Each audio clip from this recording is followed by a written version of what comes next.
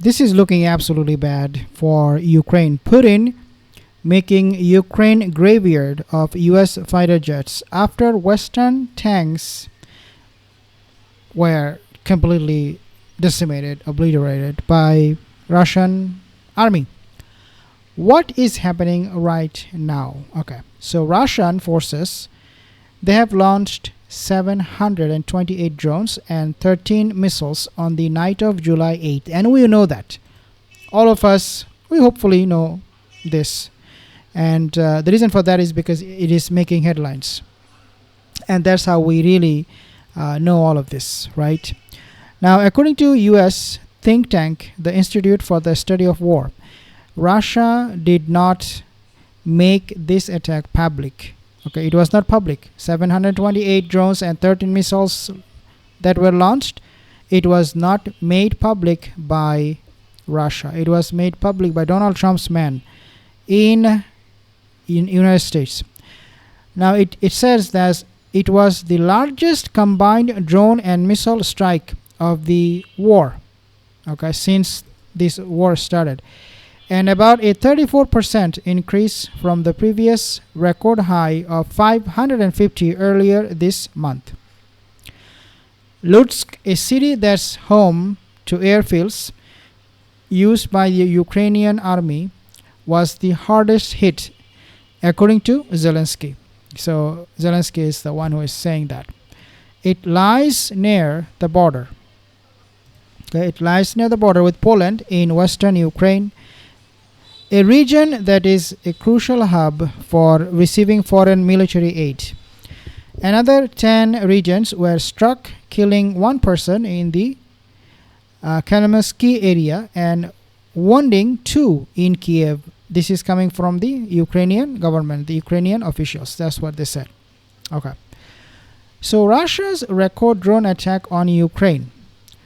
Russia launched 728 drones on the night of July 8th and 9th, which was described as the largest combined drone and missile strike of the war so far. This is the largest. Kyiv's military downed almost all the drones, but some of the 6 hypersonic missiles caused unspecified damage.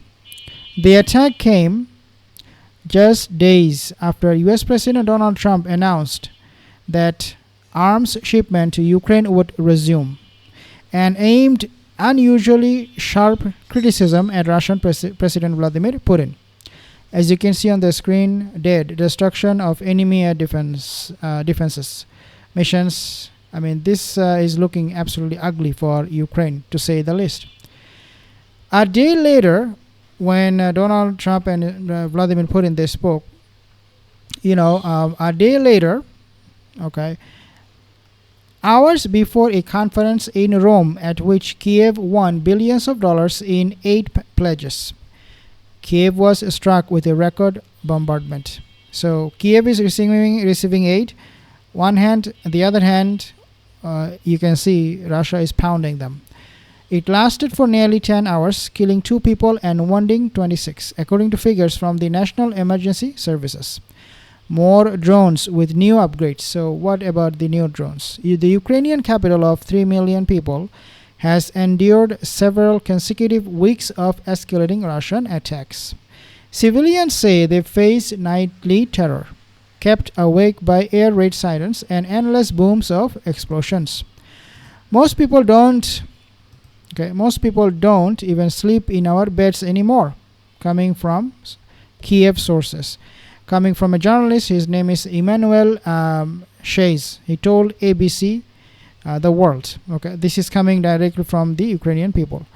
Quote, there is a constant state of stress and worry that something will drop on you in the middle of the night. You can see they cannot even sleep at night. Okay, Russia's defense ministry said it had hit, quote unquote, military industrial targets in Kyiv as well as military airfields.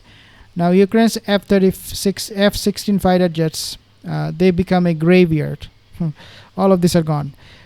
It denies targeting civilians. Russia denies targeting civilians, although towns and cities have been hit regularly in the war and thousands have been killed. June saw the highest monthly civilian casualty count in Ukraine since the Russian invasion began in February of 22, according to UN data. It said reflected code a worsening trend with 6,754 civilians killed or injured in the first half of 2025, a sharp 54% rise compared to the same period in 24. So, guys, it's really a big problem. It is becoming so bad for Ukraine. What we will see next, we do not know, but Russia is decimating Ukraine at the moment. Subscribe to my channel